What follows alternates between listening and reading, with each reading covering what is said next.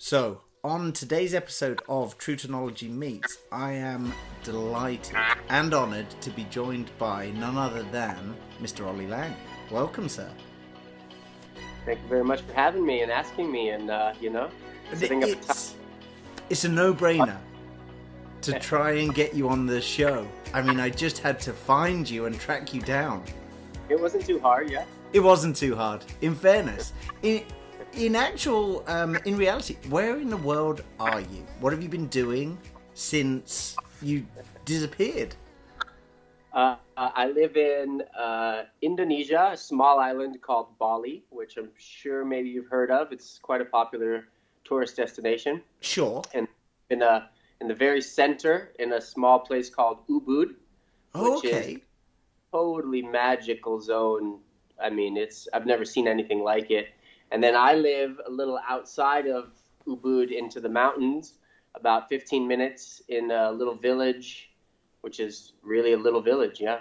Oh, wow. Now, what was there any kind of logic behind Bali? Why Bali? Well, there's lots of logic and there's lots of mystique, you know? It took me about, I think, 10 times coming to Bali, and it kept pulling me, it kept dragging me, and it kept calling me. Oh, and wow. I first started coming over here actually after paintball events when we'd play in Malaysia. Right. And then a friend of ours would always invite us over to Bali, and we did the typical grab a bintang, take a taxi around, take a photo, check it off the list like I thought I knew Bali, and then did that about 4 or 5, maybe 3 times, and then I think I did 1 or 2 personal trips.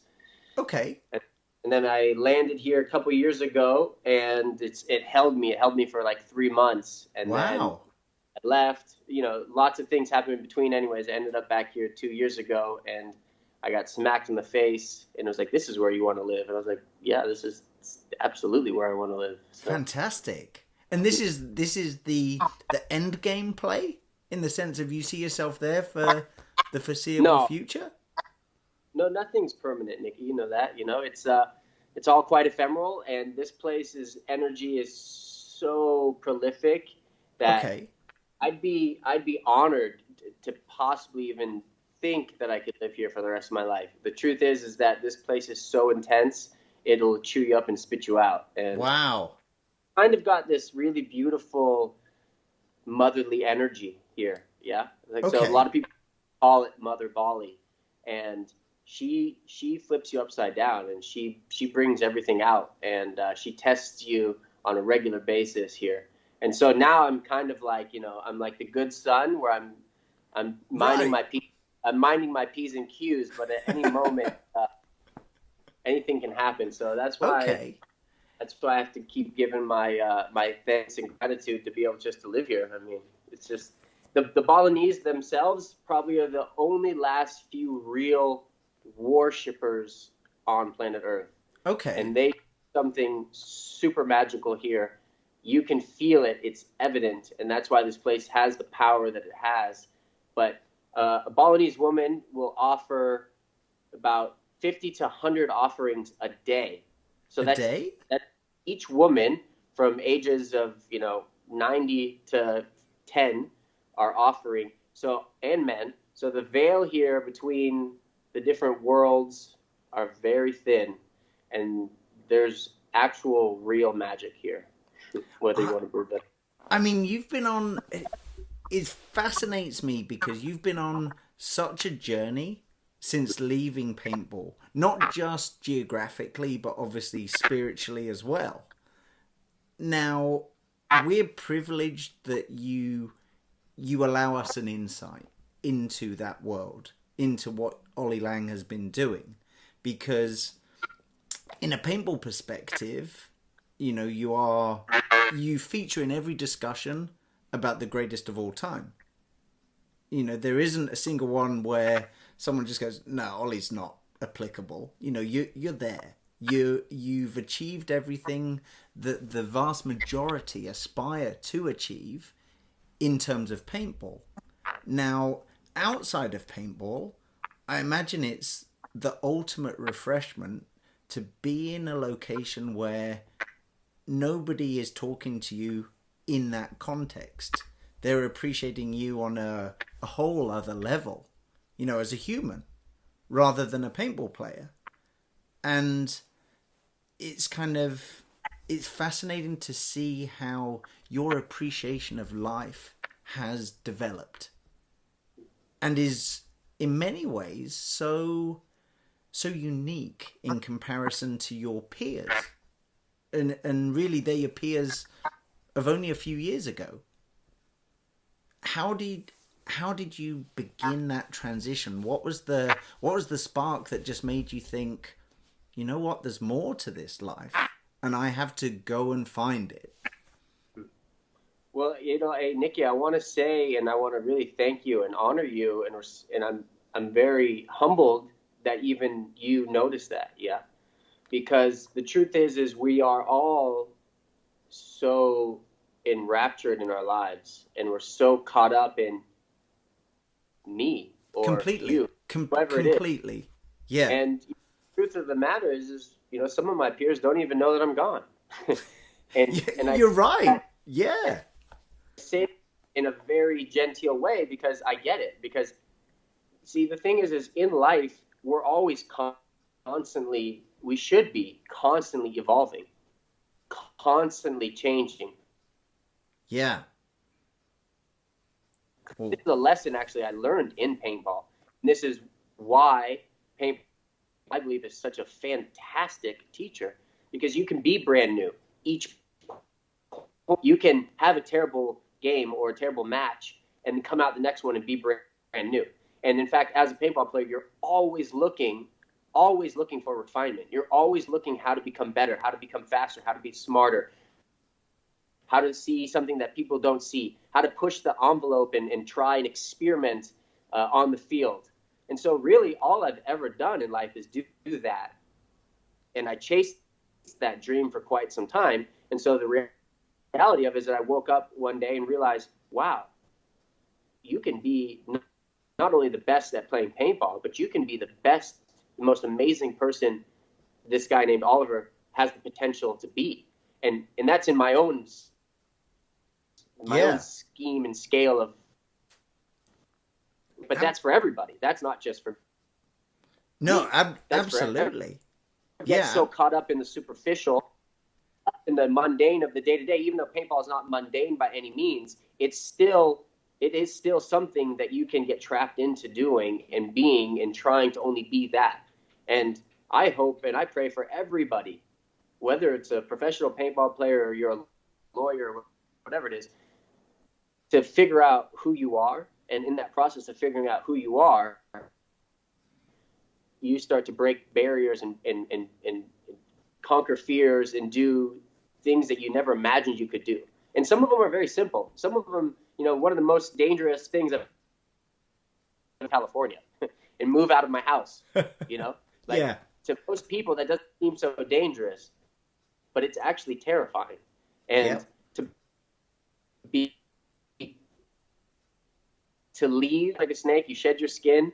And yeah, you know, I that was actually probably one of the biggest things that I did was leave my little humble abode. You know, I bought a house at the age of 21, right? You know, buy a house, get a car. Sure. You know, I was right on track or whatever it is, you know. Sure. I was quite anchored into that life. Absolutely. Quite anchored into this. I think that you know, there's nothing wrong with it. The difference is when you let go. Sorry, we lagging?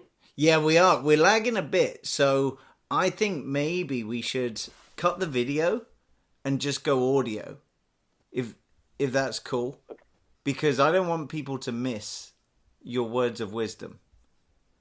Let me see if we can. You may have to cut the video your side. Let's see. There we go. Yeah. How's that? Yeah, either way, I'm happy. Yeah, that's perfect. That's perfect.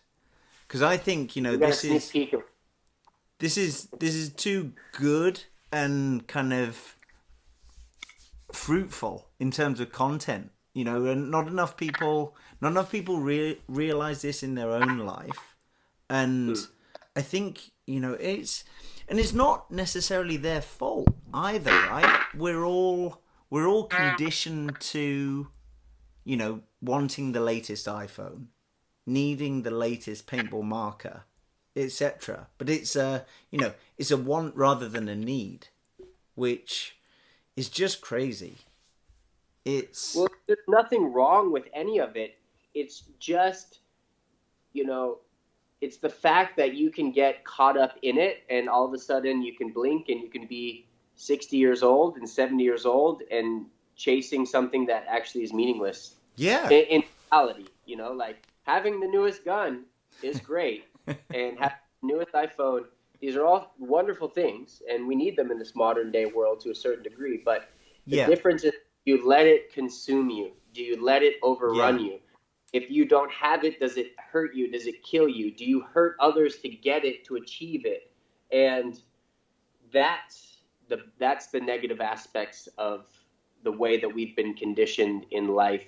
And it's actually part of everybody's mission, and to understand this and to learn that, and then to let go of these old programs and these old ways of doing and thinking and such.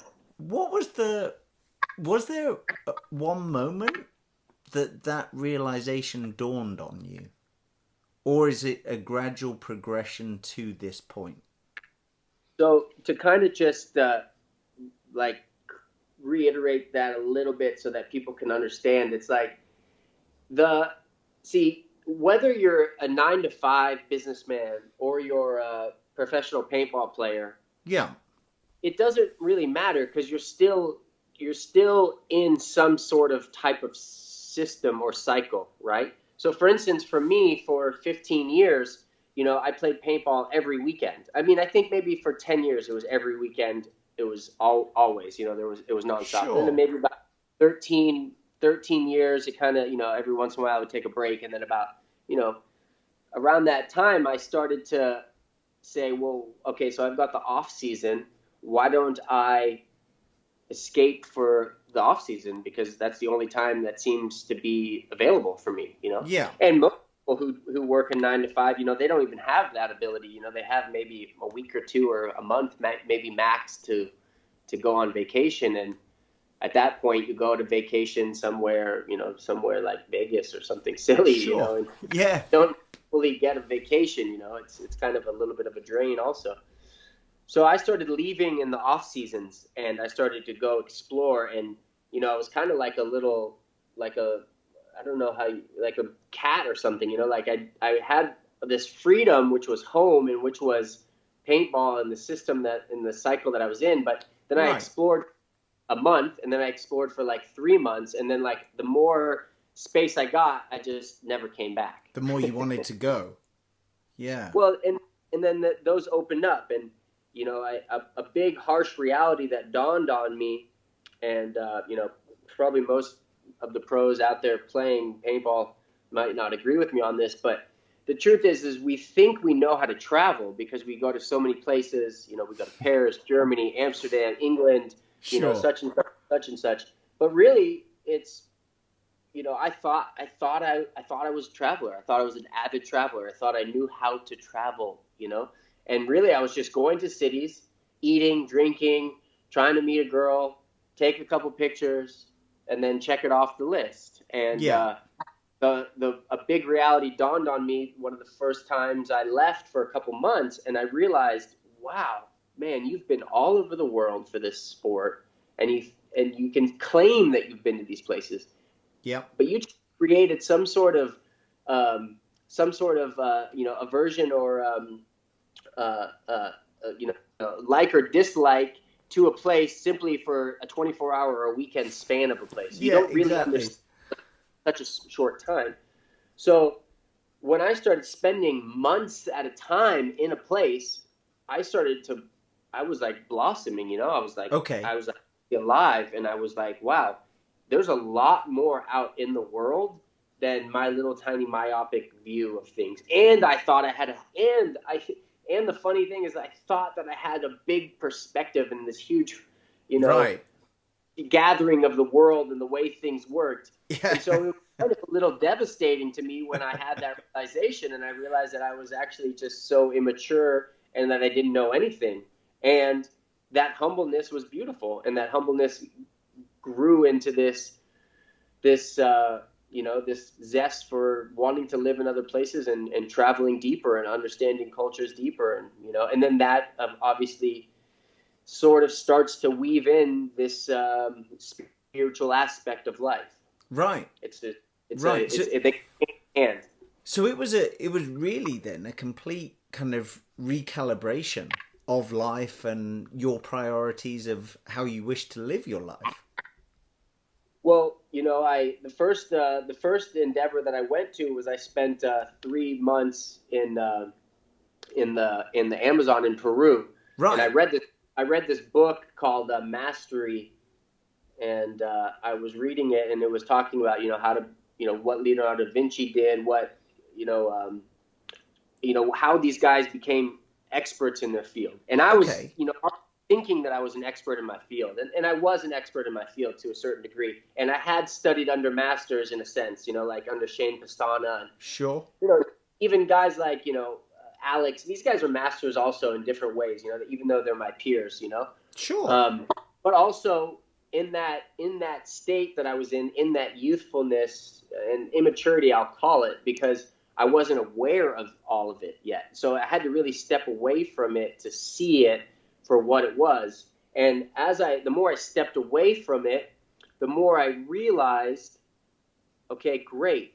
All these people are amazing teachers, and everything I've done in my life is leading to something that's bigger and greater. Right. And I had that realization when I was playing paintball, actually, and we started winning so much, and I was really, living the life that I had, always dreamt of being.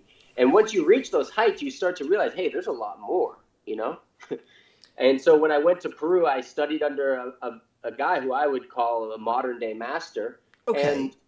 And I would say that in that span was where there was a big recalibration of everything, because I really unplugged at that moment, and I shifted a lot of things, dietary, and diet is a big shift in life that is mandatory for everybody. It's not just one person, and there's not just one type of diet. You can't just do one thing. You need to really explore what food does to you. Yes. And that is probably one of the biggest and hardest journeys anyone will ever tackle. And it's a lifelong journey. There's by no means do you ever figure it out. But you can really start to, to tell you the real truth, Nikki, honestly, the food that we eat in this world is really polluted. And if you're eating junk food, you have junk thoughts, and you act like junk, and you're not working at the highest potential that you could be. And that's just the truth of it. I think get away from that. Yeah, I mean, I think that the majority, I would hope, have the appreciation that, what you put into your body must have an effect on how your body can function and perform. Well, how old are you now, Nikki? 41 years young. Yeah, so you're a new baby, yeah? I am. And I'm still learning, which I love. I probably, and very humbly, I feel that I've learned more in the past year than I have in the previous 40. Yeah, exactly. And that's why the aging process is glorious and gracious, Yeah. So the truth is, most people, whether you have that notion, or even you have that awareness that you have there to say, well, I hope that whatever I put into my body, I'd like to be able to, see what the effect is or the outcome. Problem is you don't have the capability at a young age, because first of all, you don't care, because, you're young and you're running around, you're doing whatever. Exactly. don't notice anything because you're pretty much invincible at those ages, and you don't care about anything because really you're the center of the universe, and you're just trying to get laid, and you're trying to be as cool as you can be. And that's the truth of what happens at a young age. Hopefully you get older and you get wiser and you start investigating the things that you put into your body. Most people have some sort of body issue because in a sense, not necessarily an issue, but some sort of body awareness, or Sure. maybe it's an issue, and maybe they don't like their body. Maybe they maybe they hate their body so much that they got to go to the gym every day to make their body look a certain way. So there's a lot of different programs in that whole thing also. But for the point I'm trying to make is that your body, you don't realize these things because you don't know what you're putting into your body, because everybody's telling you what you're putting into you is okay or good or this is all right. Yeah. You don't ever investigate into it. And that's the problem with modern day food. If I go to the grocery store, even if I buy something that says natural on it, that doesn't mean anything. Yeah. Yeah, it just means that somebody has printed the word natural. You're right. Yeah. So it takes a little bit of keen awareness to start investigating these things. And unfortunately, you don't investigate these things until something happens to you, until you have some sort of... Yes. Yeah, it's like, you're right, it's kind of, last minute fix, isn't it? Yeah, and that's the unfortunate midlife crisis kind of situation. So I kind of chose a quarter life century awakening instead of a midlife crisis. I like it. I like it. Now, at the end of the day, I got slammed and I got my ass kicked, and that's life. And we're all playing paintball, and we know what it feels like to get our ass kicked. Yeah. The question is can you learn from the ass kicking, and can you come out triumphant from this ass kicking? So most people, when they get some sort of illness or sickness or disease or something terrible happen to them, it doesn't even necessarily have to be that. It could be a car accident. It could be a drug, it could be a wife leaving you. It's all sorts of things. You could be the best paintball player and then blow your knee out, and then nobody cares about you anymore. Exactly. Yeah. So there's many levels to it, and if you're a real athlete, a true, honest, warrior athlete, you become aware of where you are in your life, not about the game and the situation of what's going on. You have to scale out, and you have to zoom out, and you have to look at yourself, and you have to look at the situations, and you have to look at the scenarios of the world, and you keep zooming out beyond and beyond that. And that takes a lot of work, and that takes a lot of introspection. And the truth is, most people will never do that because, well, they're too fixated on getting the new iPhone, or, who won the tournament, or this, or I won the tournament, or... Exactly. I mean, interestingly, one of the phrases you used when you talked about going to Peru was that you unplugged in the Amazon. Now, I'm assuming that, internet connection wasn't that great out there, so it was partially by default, but partially intentional as well. You knew you needed to break that chain of events to really start. If I got into the details of the things that happened there, it's like a really good movie is what it is. You should save that for a movie one day then. Another mystery murder movie, yeah. And but the funny thing is when you go to do anything and you have the courage to say that you're going to do it, even if you're embarking in this paintball journey, or whatever, even if you're falling in love and having a marriage and having a child, this is a journey itself. Sure. If you embark on it, you don't know what's going to happen. But correct. But there's something in you that knows you have to do it. And that's why you do it.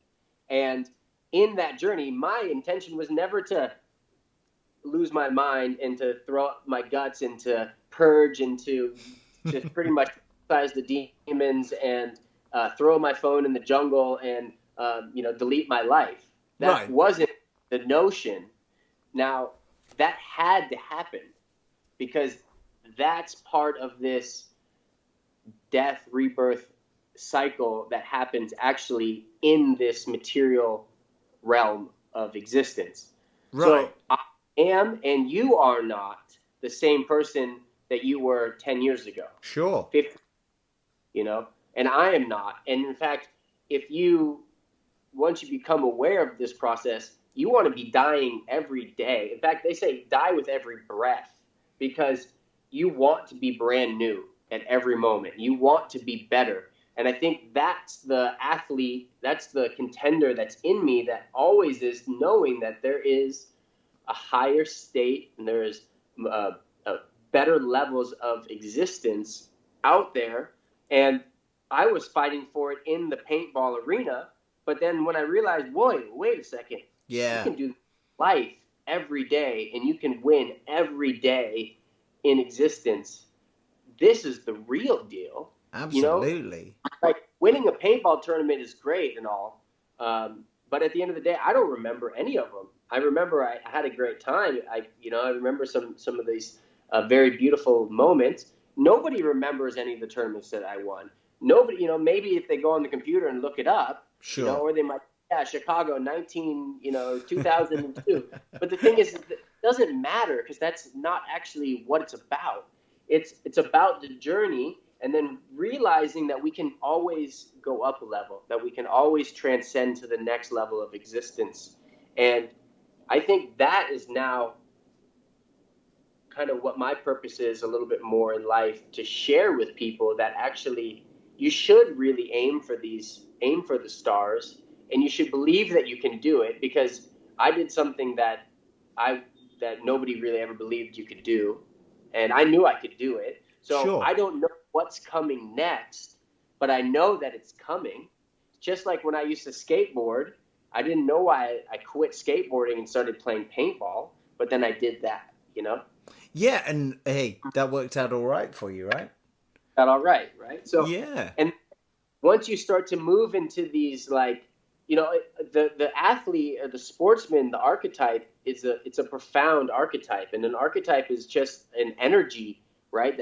That fits. So, for instance, if you study Carl Jung or anything, he really talks about the archetypes, but right, the archetype of the athlete or of the warrior or of the magician or of the fool or of all these things, they're actually all us, and we need to go through every single one of them, because we are in this beautiful alchemical state of ever constant fluctuation and change. And that's the spiritual journey, But we're doing it in a material world. And so I need to pay my bills. I need to do this. Sure. I need to do all these different things. But if you know how to do it, realizing that you're in this beautiful, exquisite, alchemical experience of growth, then you have more fun with it.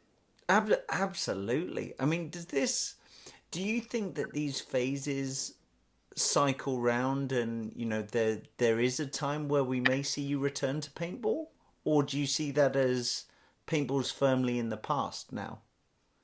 Well, it's hard to say for anything. I don't know sure. what I'm gonna do after I get off the phone here with you.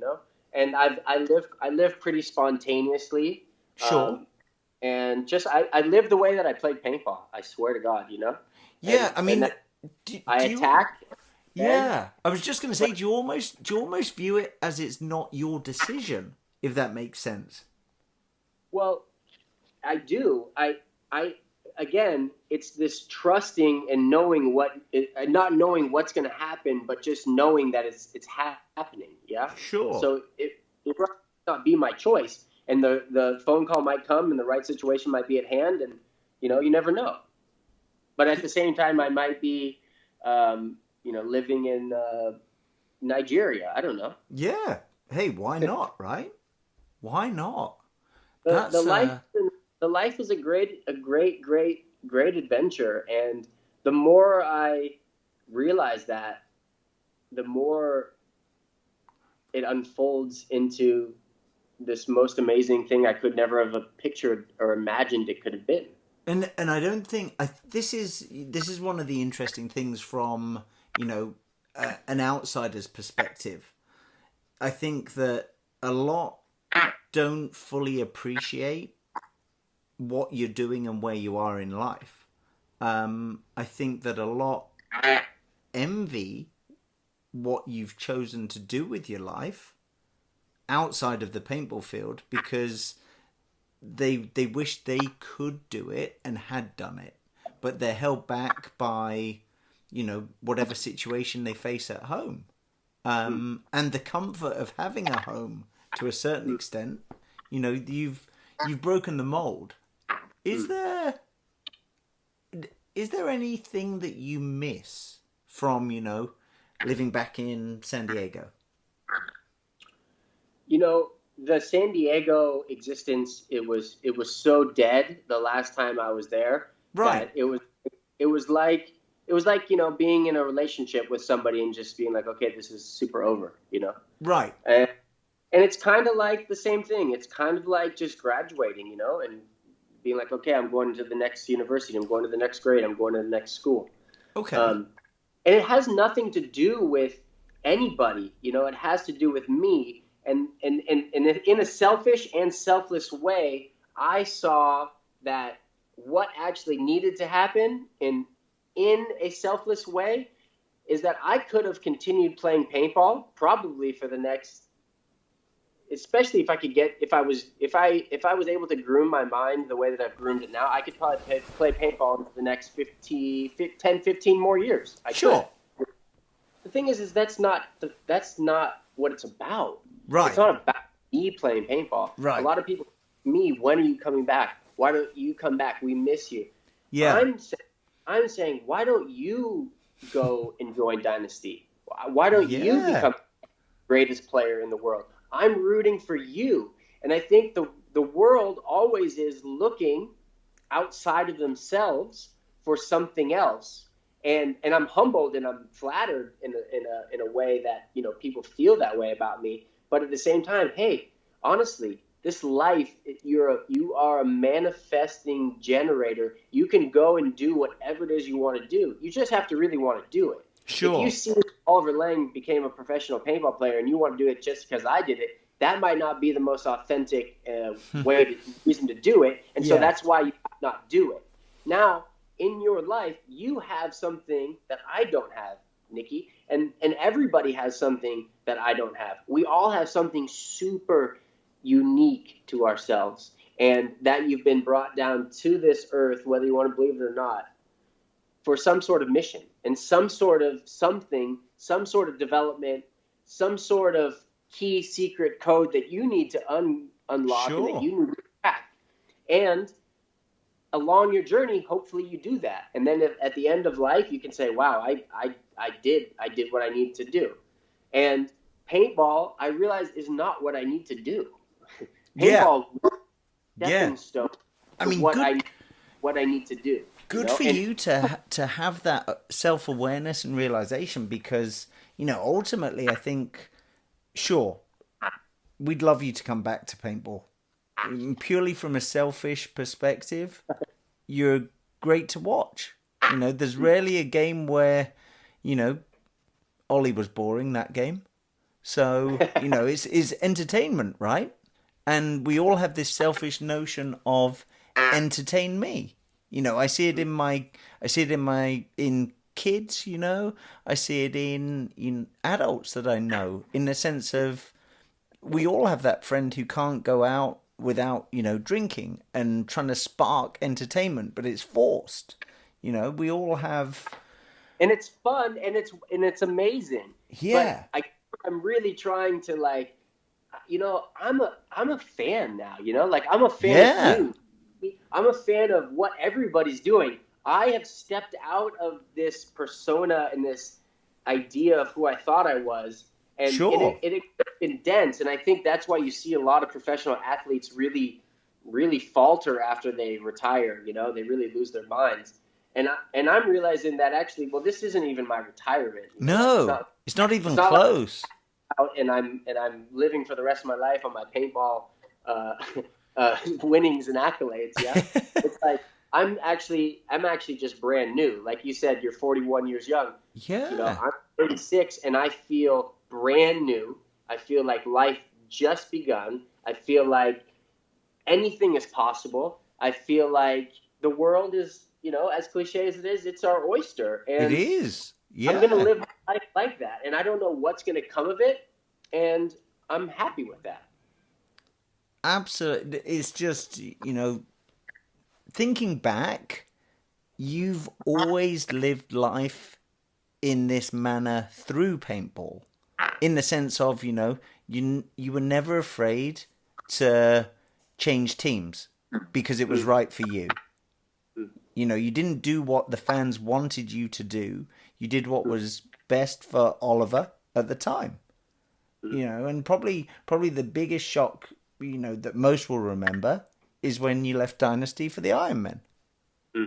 Now, nobody predicted that at all. Nobody predicted that you would retire from playing professional paintball when you were at the top of your game. So that right there is, you have to realize that in yours and in every paintball player's journey of the game, you're going to reach different plateaus, and you're going to reach different slumps, and you're going to reach all these different things, and they're all tests, right? So yes. For me to the Ironman was actually now my truest test to see if I was as good as people told me I was, and as what I thought I was. And it was my opportunity to finally test myself, to say, okay, you wanted to make $100,000 playing paintball? Here you go. Here's your chance. Now you want to build a brand new team? Here's your chance. You want to leave the best team in the world and build a team from scratch? Here you go. And then you want to win World Cups back to back? Here you go. And so it's like, at that point, Nikki, I felt like my career was over, because I had done what I achieved, what I had envisioned, what I had tested, what I was going to test myself with. And at that point, everything was a bonus, if you ask me. Did you ever doubt your ability to do what you did with the Ironman? No, I never doubt myself. And I think that's probably, if anybody gets anything from this, I would say don't ever doubt yourself. And as simple as that might seem to say and to do, it's actually very difficult. And sure. I think it even gets more difficult into your older days, because you then have all these other excuses. And your mind, the way that you think, is the master governor to this human experience. So if you doubt yourself, you're not going to do it. If that's it, it's just that simple. So I never doubted myself, and I actually always overthought and then overachieved. And if I didn't overachieve and I failed, I was actually totally okay with that too. That, makes perfect sense. Was it difficult to make that decision back then? Yeah, it was pretty hard. And I don't know if you even know how I did it. No. I'd probably fragments, but I'd love to hear the actual story.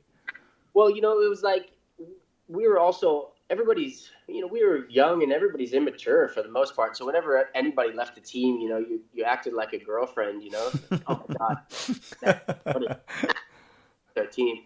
And so most people are such cowards, they send a text message, or they like tell one person, and then, then it goes through the team texts or whatever, and people go, okay, that guy left, Sure. Literally, I drove my teammate, Johnny Perchick, in my car on Dynasty as my teammate. I picked him up. I drove to to Hollywood Sports. Yep.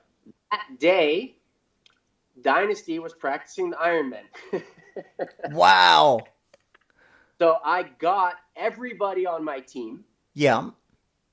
And I looked at them in the face. I called them in for a circle. And I said, guys, I have to tell you something.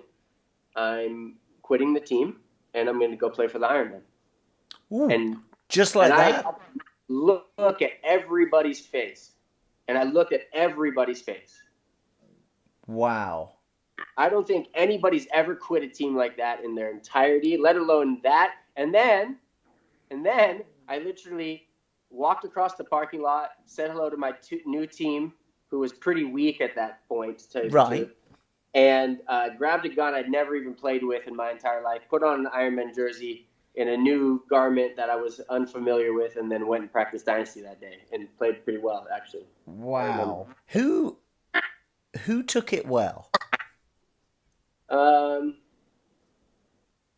It's hard to say. I don't think anybody took it well, but I know guys like, Alex always takes these things really personally, Right. because we have interpersonal, relationship. Sure. And I know that he's in my life for a much higher purpose than anything we've ever done on the paintball field. Sure. And I think he took these things really, really to heart, I don't think Ryan ever really cared.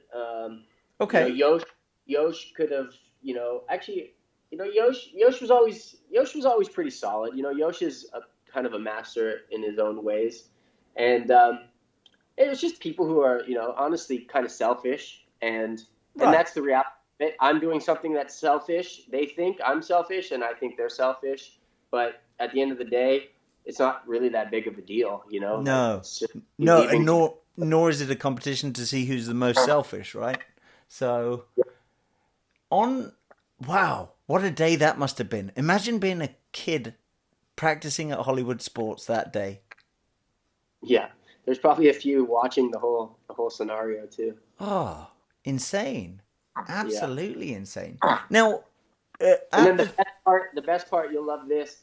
Billy Wing gives me a gun, a DM6 or something. Right. And then I just started playing with it, and I was like, and then it was like back in the day when the balls were super good. It was like evil, like nasty yellow, remember that stuff? Yep. Like yep. super gunky, disgusting, amazing paint. And I played all day, and I shot the hell out of all the Dynasty guys. And then at the end of the day, I crawled in my gun, and I was shooting like 330. I mean, hey, Billy gave you the gun. So, now, I'm right in saying that Johnny Perchick joined you on the Ironman? Yeah, so that was a kind of fun development. He was leaving Dynasty or about to leave, or they were going to cut him or something, and then he kind of called me and was like, "Hey, can I play with you?" But that was like 2 years later, right? So he won one World Cup with us. Okay, not both of them. Yeah. Now, from the get-go, was the Ironman phase of your career always going to be a set number of years? In that contract? Yeah. Yeah, that was a 5-year contract. Right. Okay.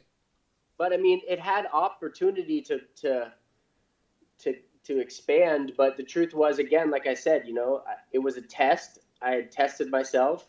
I had done what I needed to do, and then I was like, well, I liked the whole Dye organization. Dave and I at that point had a really good relationship. Sure. But the thing was, I was like, yeah, let's go back to play with Dynasty, because it's a little bit more fun, and it's actually much easier. Everybody kind of, you know what you're gonna get.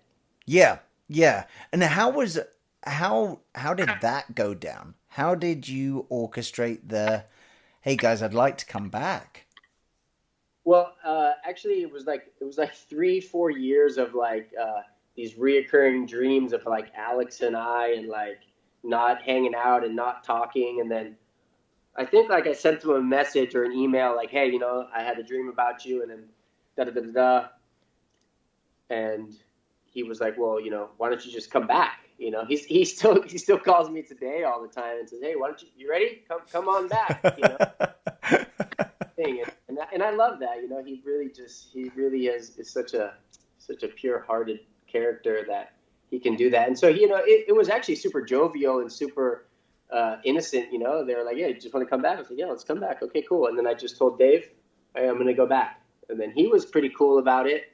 Yep. But then he wasn't so happy for some reason after that. But that sounds all politics. So I mean, he can't be too dissatisfied because you completely turned that franchise around. So yeah, no, I think he was super stoked, and we had even talked about it. We said the job was done, and everything that we set out to do was accomplished, you know. So it's like a mission, you know. It's like okay, mission accomplished. Let's go on to the next mission. Sure.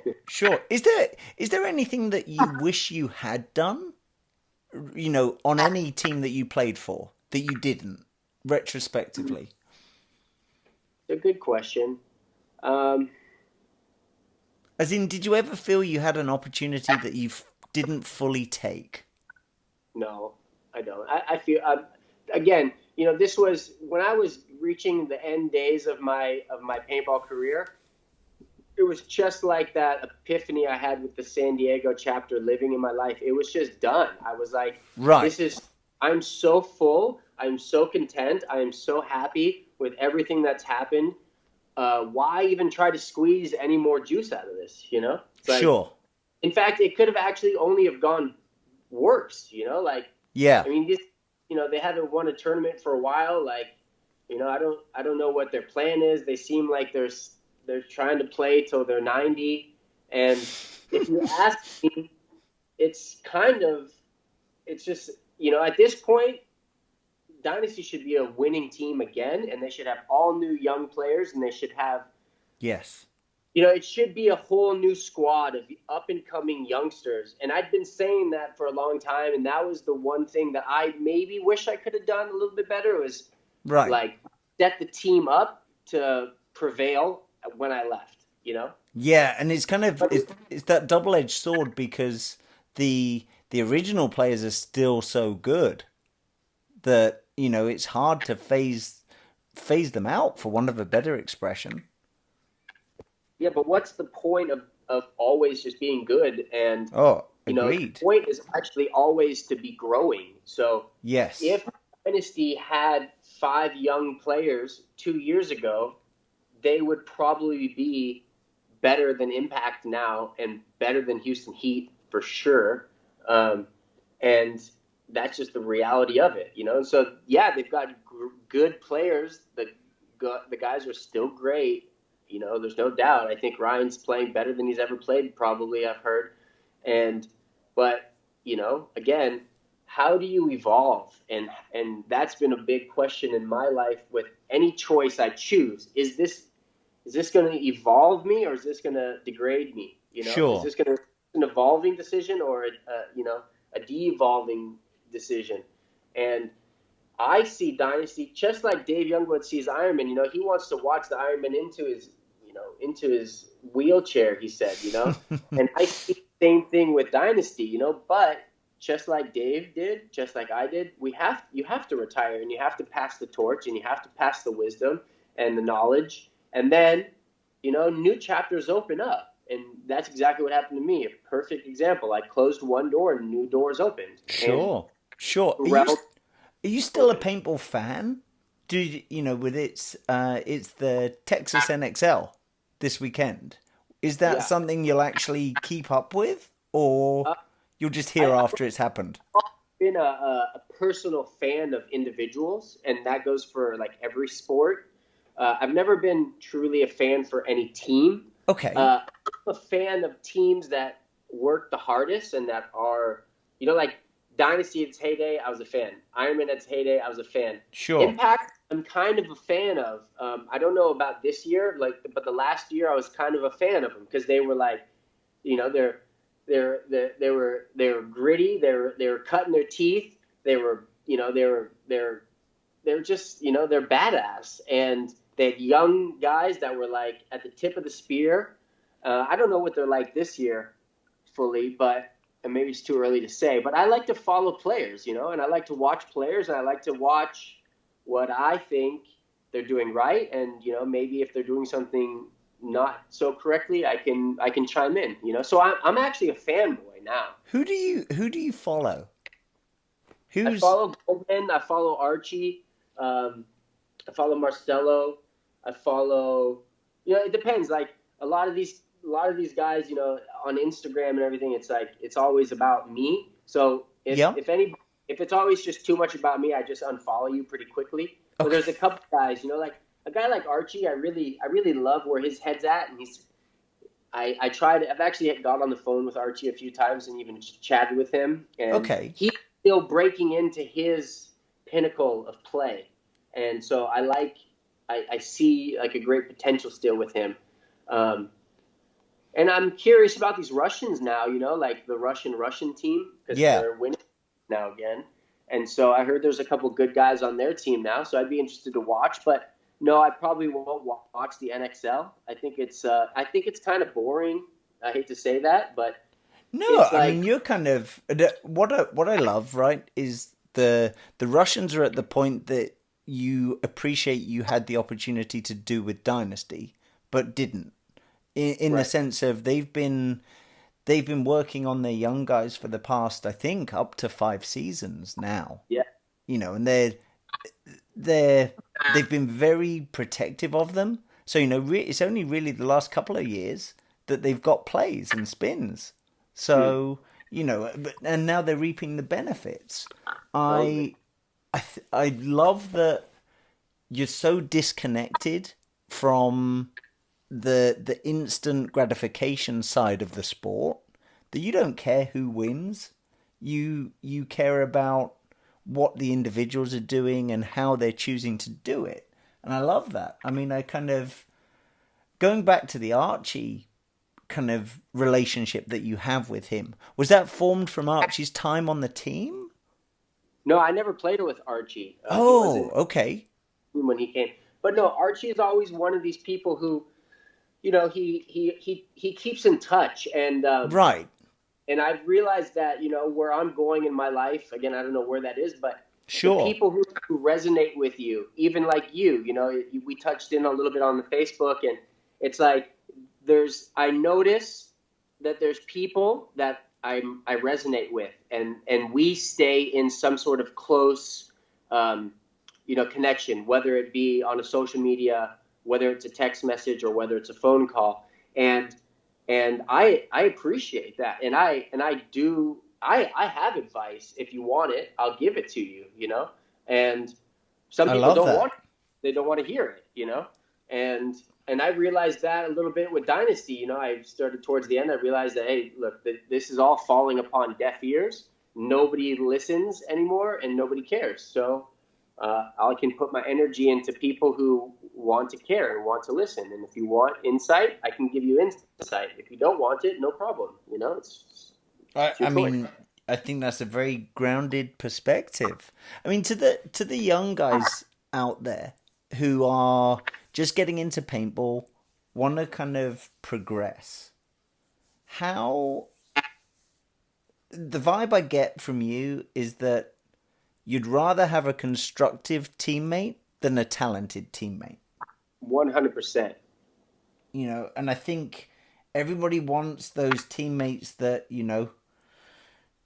not showboat, but, the loud ones always get noticed, right?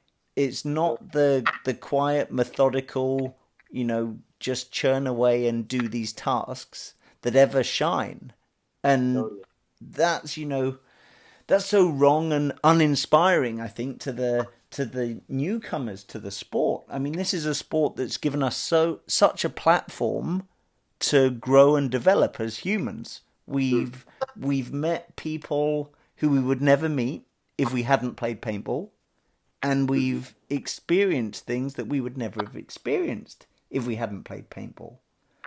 The one kind of, how can I best put it? The one kind of sad fact about the sport is I truly feel that many will never get the opportunities we've had.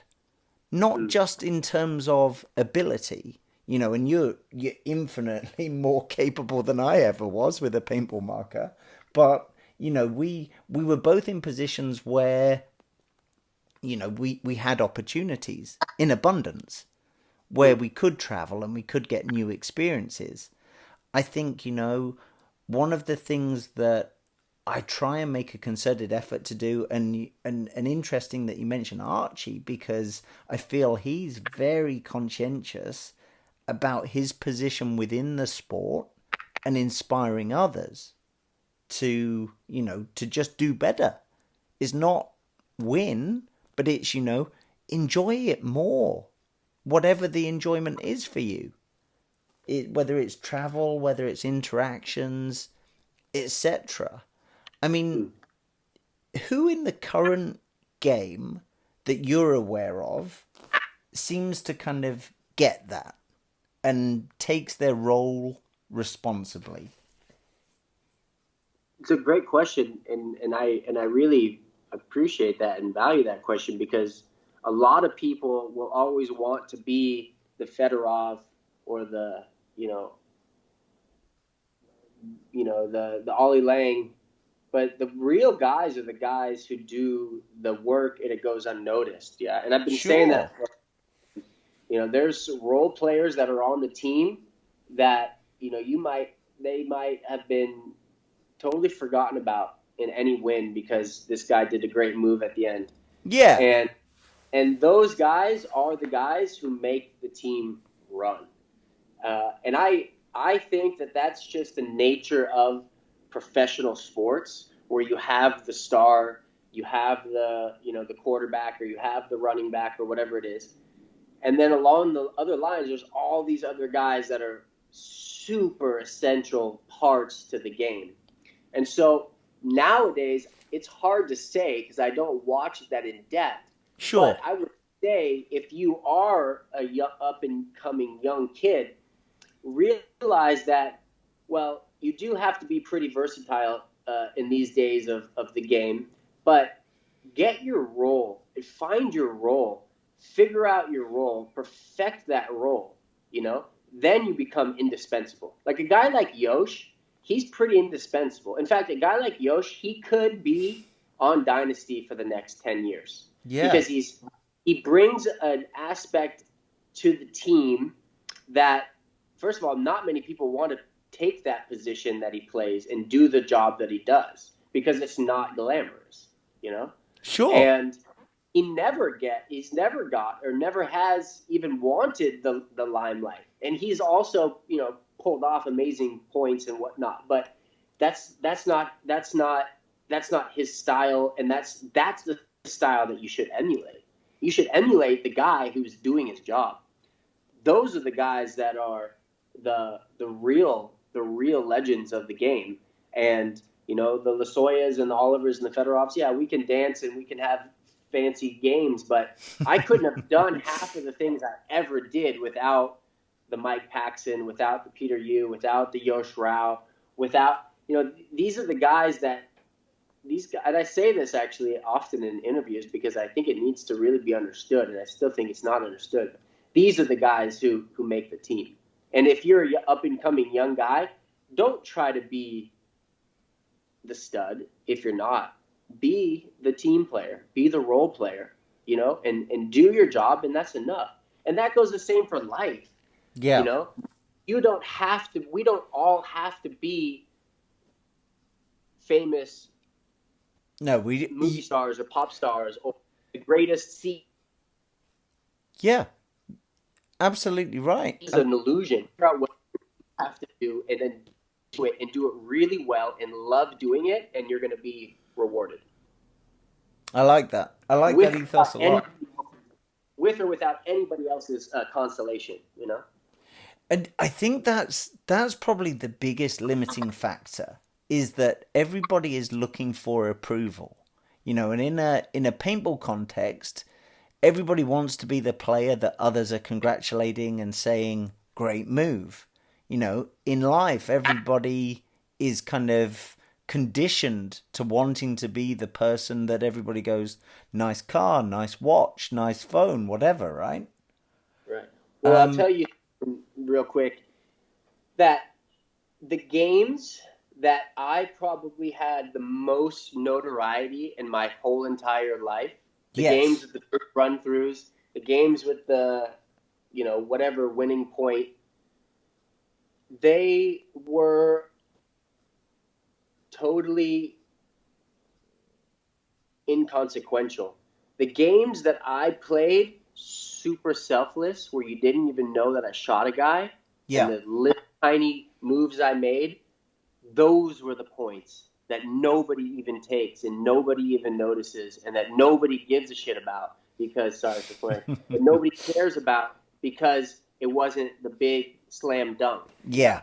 Yeah. And actually, it's funny because I was watching a game last night on YouTube. I kind of got a little inspired, and I started watching some YouTube, and I watched our World Cup game. And there's like this one point where I go into the X and I shoot under the X and I shoot Greg Sewers, and that was like the biggest point of the match, and that was the biggest kill of the match, but nobody even noticed it.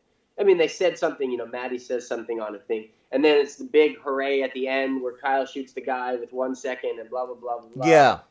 And that's the whole game. So if you're a spectator, if you're a player, if you're a fan, if you're part of the industry, and if you think you want to try to grow yourself in the sport or understand the sport a little bit more, start looking at the details of things. Don't look at the fancy dance. Yeah. It's the process, not the outcome. Exactly. People ask me, what's my highlights of paintball? And they're thinking it's like a game-winning move. And I'll tell you right now, the best part of all of it was always the process, which was the practice, which were the weekend, the grueling weekends. That was the funnest, most beneficial, most heart-opening, most depth-penetrating experiences of my life were the practices. In terms of the practice regime, when Dynasty were at their peak, or when the Ironmen were at their peak, was it, what was an average week for you guys practicing and competing? Well, to tell you the truth, Nikki, when we were young and we were in our peak, a lot of the practice was heavy drinking and partying. I mean, that was the golden era in that respect. And we were just kind of head and shoulders above everybody else. It wasn't, by all means, we certainly did not practice harder then than people do now. Right. Now, with that being said, and I'm not saying this in an egotistic manner, but most people never really practice too hard. And no. Say that I probably can attest all of my success to practicing hard. But it was never, I gotta go practice this weekend and it's going to be hard. It was like, okay, we got practice and it's going to be a great time. Sure. And nobody started training until Instagram came out. And then everybody all of a sudden is a personal trainer and runs and has commercials and is, testing the guns and testing the paint. Like, that didn't exist before, you know, only for show. And that's the sad reality of anybody doing anything on Instagram. I bet 90% of anybody doing anything on Instagram actually doesn't do it only for Instagram. Like, if you even look at everybody who takes a picture of them meditating on Instagram, they're not actually meditating. They're sitting there for 5 seconds with closed eyes in some sort of posture, and then someone takes a picture of them quickly. That's the reality of the situation.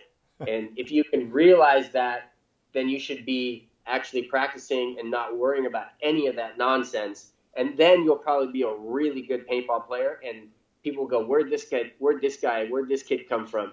He's really good. Well, he's been practicing. Yeah. I mean, that's kind of, there's definitely been phases in paintball's history. And you're right. Back in the day, it wasn't the done thing to actually practice. People just hung out, they partied, and then they went and played. And I guess, the luxury you had growing up in California and, cutting your teeth paintball-wise in California was that it was such a rich environment that just cultivated great paintballers. It's a demographic and a geological, is that the right word? Geographical, no. Yeah. Yeah, and it's the same thing. That's why, California was the mecca for skateboarding. Sure. It was the mecca for a lot of things, and it's because you can do it all the time. It brings like-minded people who are interested in the same thing from all over the world, and that's why I live here in Bali. It's the same thing. Where I live is a hot spot for people who are on the cutting edge of living life. everybody is seeking a higher existence. Yeah, there's a lot of nonsense also. Just like there's a Sure. lot of when people showed up to California and they say I want to play on Dynasty, but they never actually really practiced or showed up to anything. So it just happens to be that you need to be living in certain places if you do want to achieve a certain thing. It's just the nature of it, like if I was going to study something and I needed to go somewhere to study it, I would go to where the best in the world did it. And California happened to be the place for paintball at that time. Probably still is. If you hadn't found paintball, what do you think you would have done? Would you have stuck with skateboarding? No, but see, that's such that you can't answer that question because it just doesn't exist. It's, paintball was it, and I created paintball so that I could create paintball for what I needed to learn, and that was part of this lifetime experience that needed to happen, Would you ever class yourself as naturally talented at paintball? Look, I'm naturally talented because I have had a extremely blessed childhood with extremely positive and uplifting parental figures who gave me and allowed me freedom to explore and expand my horizons at a young age, and trusted me and believed in me and supplied me with everything that I needed to do. So I was and have been naturally gifted at everything I do since that experience of birth with them. And I mean, obviously, I remember, oh gosh, probably a decade or so ago, you would praise your mum and her involvement in raising you. And, Yeah. Interesting that you touched on it then. Was she always the mum who was pro paintball? Go do it. Go have fun with your friends. Go evolve. She was actually even more above and beyond that, because she never even said that. It was a sense of feeling that was transmitted. So she was never like, okay, honey, I'm taking you to the field and I'm going to make you lunch and we're going to go play football and I'm going to sit there and watch you and cheer you on and root for you.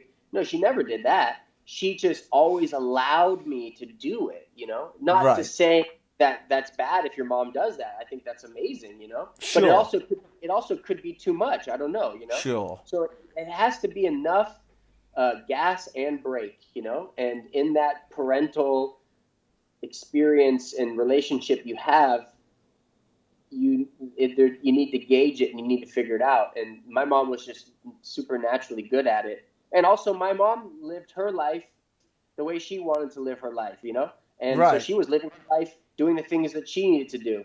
And so there was also a common mutuality there where we could meet in the middle, and that was very important also. And now, actually, my mom and I have the best relationship we've ever had in my life. She comes out, she lives in Bali with me for every 3 months. She comes for 3 months. Oh, wow.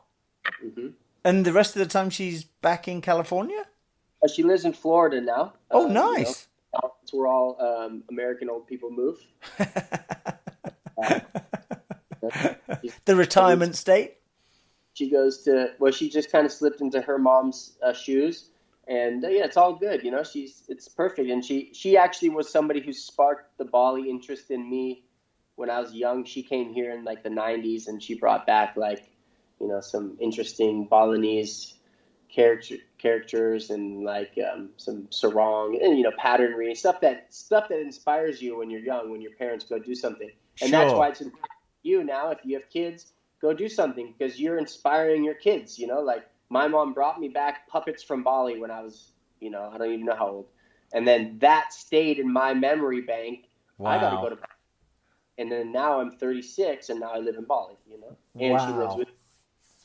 Wow. I mean, a typical question at kind of this stage of conversation would be, what's next for Ollie? But I fully appreciate that Ollie's prepared for anything, and there doesn't need to be a plan in some senses, right? Well, it's like I said, like I'm brand new right now, so Yeah. I'm actually really vulnerable right now. I'm like a baby, yeah. It's like I'm really interested in many things, and being interested in many things is good, but also when you're interested in many things, you lose a little bit of focus, yeah. And I'm not married, and I don't have kids, so you know what it's like. You have Sure. focus when things, you know, and so Sure. that now that I'm also becoming aware of that now I don't have paintball, I don't have a wife, I don't have kids. So what am I focused on? And it's taken me a couple of years to kind of really again fall back into this natural soft homeostasis of life because I was such on the go for so long, and Right. seed is still in me. I still feel it, but I know, and this is part of the spiritual development and the part of the yoga practice and just studying life is you got to slow down sometimes. And and I as strange as it is for me to say that, because like I said, I live life like I played paintball, and if you ever watch me play paintball, I'm never the guy to slow down. I have realized that something is supernatural when you stop and you slow down and you breathe and you realize you're in this moment and there's not any other moment in time except for this one right now. And literally, the most amazing things can occur to you in that time. And that's the now I have a little business in Ubud. I have a sensory deprivation tank center, Okay. and Fantastic. this is a new, and that's not new, it's old, but it's coming out, becoming newer. And a lot of athletes are falling into it because they're using it for, well, first of all, if you've studied and because you've played sports, but you have to visualize things. And Sure. as silly as woo woo as it sounds, when you visualize things, they happen. Yeah, and that is manifestation, and it's a real thing. So like Steph Curry from the Golden State Warriors, he goes in the float tank and he imagines himself shooting 3-point shots, and guess Sure. what? That guy is the best 3-point shot shooter in probably history, they say. Now, that's cool. Sure, shoot 3-point shots, get the glory. You're Steph Curry, great. But that's so superficial, if you ask me, on the possibilities of self exploration inside one of these tanks. See what I'm saying? Yeah, So absolutely. we're only cracking into the surface of the superficial when we're using it for physical and exterior things. Now they're great. That's great. That's amazing.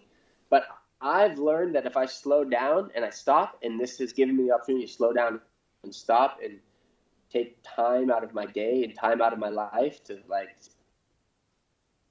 feel, it's like the what comes through is it's very interpersonal, but it's essential to everybody's development.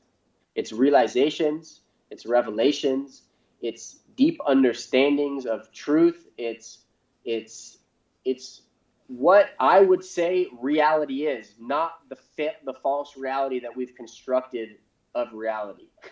Yeah. And the whole this whole thing people say that everything's an illusion. You can't say that unless you actually realize what reality is, because then you do realize that everything is an illusion, and then you can have fun with it.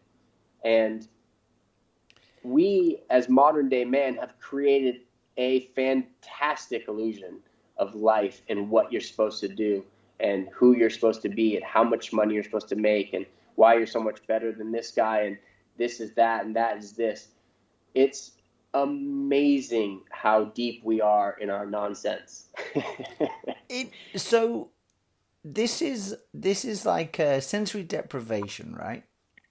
Um, in terms of a float tank, this isn't like submerged. It's literally what it says, right? You actually float in a darkened environment, or Yeah, so you're in like a capsulated, it's kind of like a fiberglass boat almost, okay, and you're inside of it, and inside of it is water, we use holy water from one of the holy springs here in Bali, so it has this different energy. And if you've ever studied Dr. Emoto, it's an amazing study, but he's tuned into the frequency of water and realizes that water is memory and is recording information and whole information.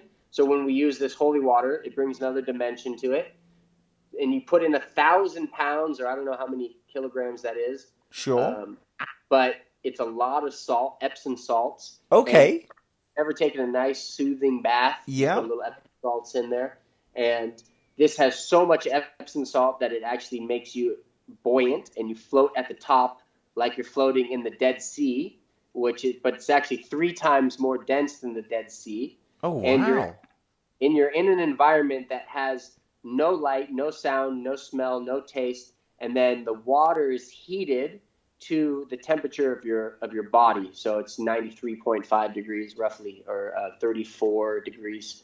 And you float and you don't do anything. And when you don't do anything, you go into these deep states of relaxation. And in this relaxation is where the magic is. See, we don't know how to relax anymore, Nikki. Well, you're right. I mean, we live in a super high stress, action-packed, fueled, get to the Avengers, wait in line, pay for the popcorn, sit in traffic, honk at each other, look at your iPhone 1,000 times life. And that's, unfortunately, again, like I said, the illusion that we're living in. Yes. Well, that we all fuel, right? To a certain extent. We all add to that illusion. We kill each other for it. Yeah. Yeah, I'm gonna have to look into this float tank experience. It's essentially meditation, yeah. It's essentially meditation. The problem is meditation's difficult because you got to sit, you got flies buzzing around you, you got your phone ringing, you got your kid crawling on you, you got to look at Ryan Greenspan's Instagram. You got to do all these things, and you don't ever actually do it. Sure. So this is a forced meditation, and in this forced meditation, I mean, I don't know, it's subjective, yeah, and it's personal, interpersonal, but you can have, first of all, the nervous system is gold. If you start to understand your nervous system, and as a paintball player, I will say that your nervous system gets pretty shot. And because you're always being shot at, and you're always on edge, and you're always twitching, and you're always waiting for the next thing or the guy coming to bunker you. And I think you can do that for a certain time, for a long time, and it's okay. Yeah. And I think you can do it and still start to manage your nervous system. But if your nervous system dies or your nervous system gets shot, then you're always in that fear or that fight or flight mode. And then your adrenals are kicking in all the time. Mm-hmm. And then you get sick, and you get ailments, and you get hurt, and you do all these things. So the float tank gives you a physical relaxation. It gives you a reset of these parasympathetic nervous system, and you go into a deep state of theta or delta or gamma. Usually we're in a beta state. Mm-hmm. And what happens is once you dive into those levels, you start to have, anything can happen. You can have solution with a friend that you never resolve something with. You can have some insight on day-to-day life. You can you figure out the secret to life. I don't know, anything can happen. And if that doesn't happen, you can even have a really just relaxing physical body experience. And our bodies are these great vehicles that are taking us through life. And if you don't take care of your body, like we were talking about the food before, you're going to fail your mission because you're going to be sick and tired and angry. And so things all stem from certain things. Yeah. So it's like, if you're tired, you just can't be a nice person, because you're tired, you're grumpy. Yes. When you're in pain, you can't be jovial and enjoy life. It's hard, So you need to kind of work backwards in this sense and start to do these things that nourish your body, nourish your mind, nourish your spirit, and of course your emotions. Yeah, your emotions are a big one in the whole gambit of existence. Most people don't have their emotions under control, And when you were asking me earlier, who do I like in sports? I like all the guys who have their emotions under control. Sure. And again, okay, so then you ask me what could I do differently, or what would I repeat? I would certainly, I wish I had the awareness to keep my emotions under control, because sometimes I lost my emotions and I lost my control, and I did really erratic, nasty things to people. Right. And I wish that I could have been able to manage myself better in that experience. But with that being said, now that I'm aware of that, I can go into my more gracious years with that awareness and be able to manage that. Fascinating. Absolutely fascinating. I'm so impressed with your depth of knowledge in so many diverse subject matters. At what point did you start researching all of this, any of this? Well, when I got out of Peru, I felt very clean. I felt very very sensitive. I resensitized myself. Okay. And being in nature alone is very resensitizing. Yes. So we're very desensitized also. And again, that's what the float tank helps with, because when you take away your senses, you actually reboot them. Yeah. So and you go into nature, if you even go into nature for one weekend, don't bring your phone, you will come out feeling super alive, super charged, super refreshed. It's like an amazing battery. We're like a battery, and you go into nature, it's like the charger. Sure. So when I got out of there, I started to see life. I remember distinctly, like on the airplane leaving and looking at everybody, and everybody's pushing and shoving and cramming their stuff in the thing, and like not being courteous or polite to each other. And I said, wow, how did I never see this before? Yeah. And when you get sensitive to these things, and there's nothing wrong with sensitivity, it's an amazing quality, actually. If you know how to manage it. Again, if you're too sensitive, then you're just fragile. But you want to be able to be sensitive and super invincible. And so I started I reclaimed my health. I reclaimed the way that I thought. I started reading books. I started, watching YouTube.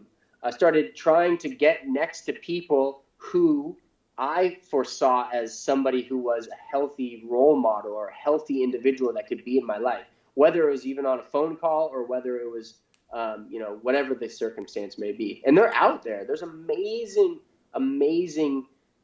brilliant minds who are sharing so much of their life experience and the errors that they've done and how they've corrected it. And that's who I think I want to be, And if I can do anything in life, is inspire somebody to live life well and fully, What's the Ollie Lang recommended reading list?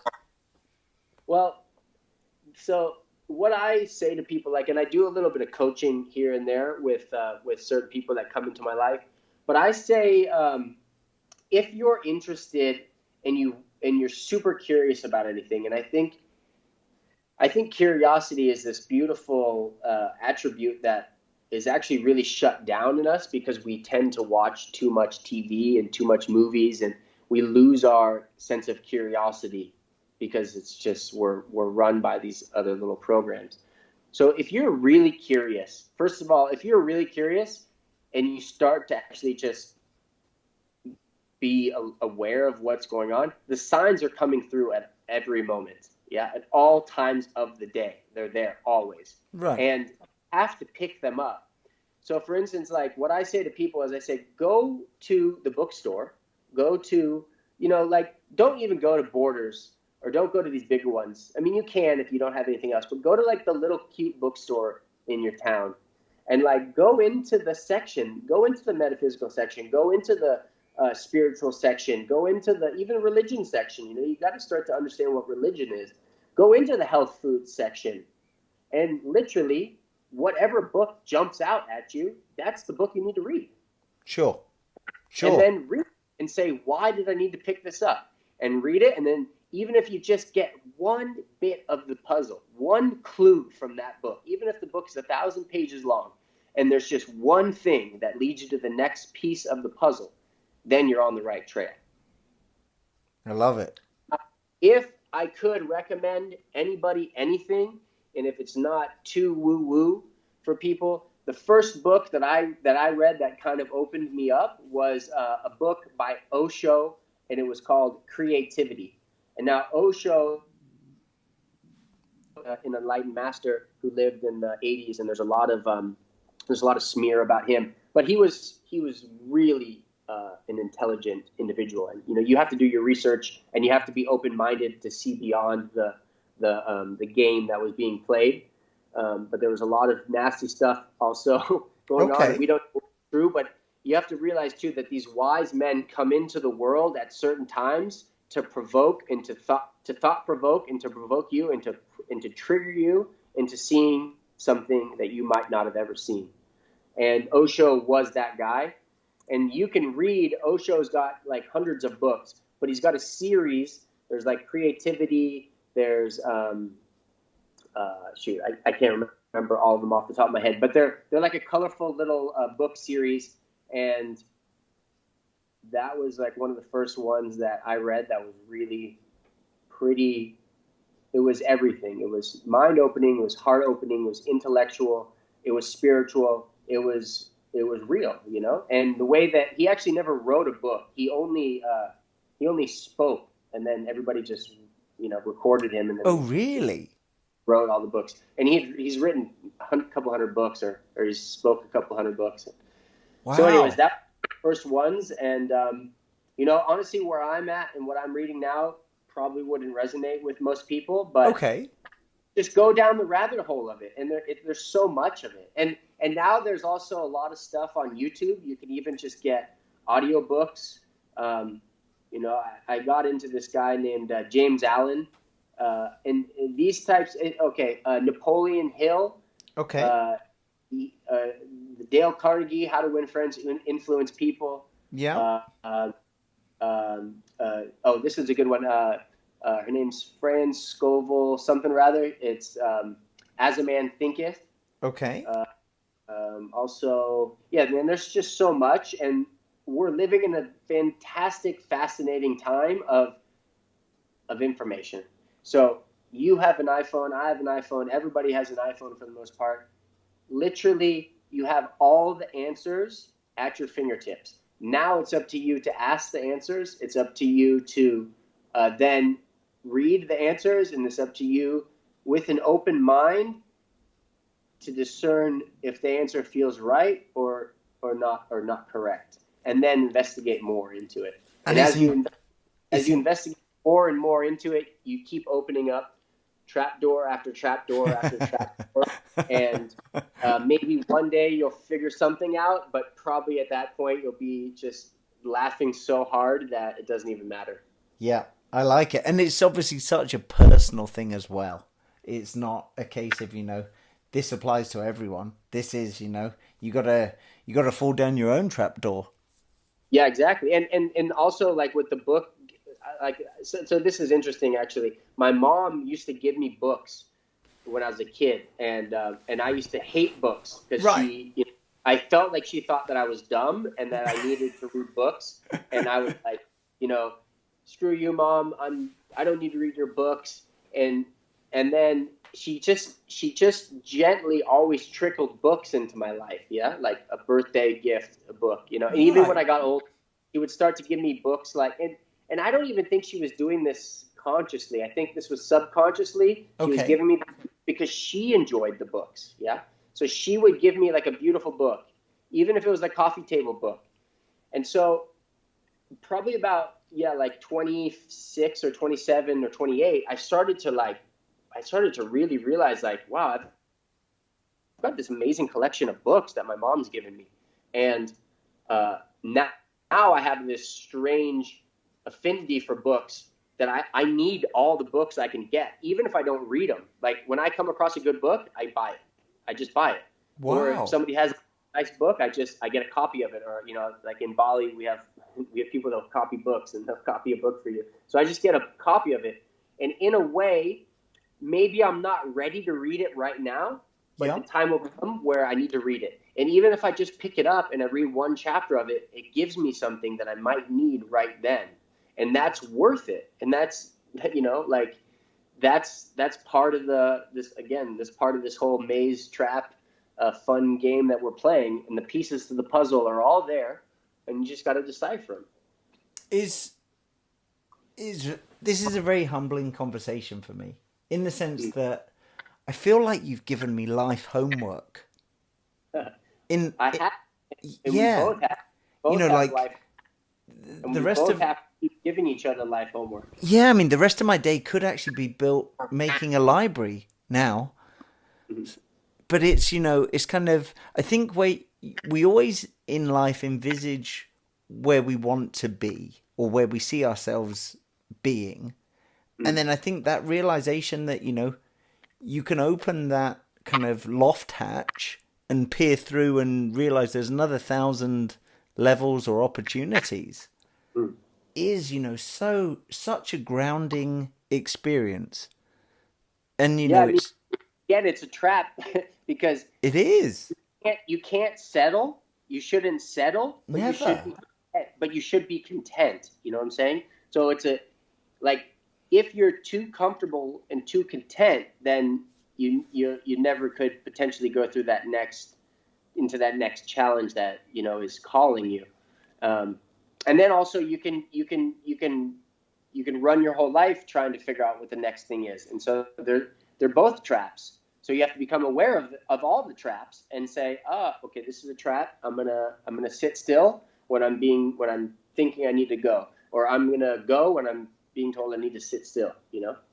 Yeah, I mean it's fascinating. I'm desperately trying to find a quote that I read the other day that resonates highly. I read this story about this amazing man. His name's Albert Pike. He's an interesting character in history, but he was in the